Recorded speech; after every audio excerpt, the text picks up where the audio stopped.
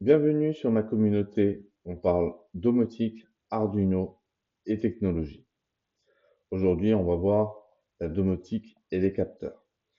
Donc, les capteurs vont nous permettre d'interagir avec notre environnement en fonction de la température, de l'humidité, de la luminosité, éventuellement des mouvements et de la présence d'une personne, l'ouverture ou la fermeture d'éléments. Il en existe d'autres comme les capteurs de fumée, qualité de l'air, consommation d'énergie, que l'on peut adapter en fonction de notre projet.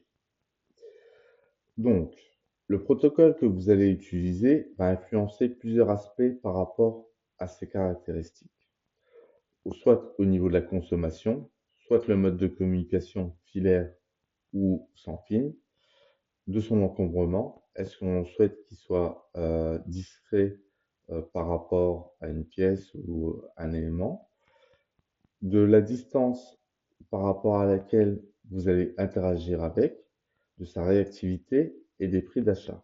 Car en fonction des protocoles, les tarifs varient en fonction essentiellement du marché.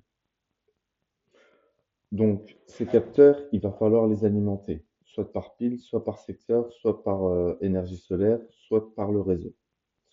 Donc, il existe des équipements qui utilisent de la batterie avec une longue autonomie et d'autres qui sont préférables d'utiliser sur secteur pour une meilleure réactivité.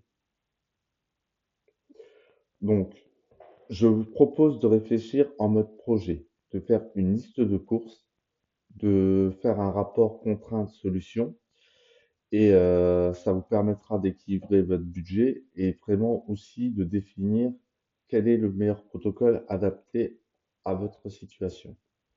Et aussi de se poser la question du droit à l'erreur. Si vous souhaitez changer de technologie dans le futur, il faut que vous puissiez le faire avec un maximum de confort.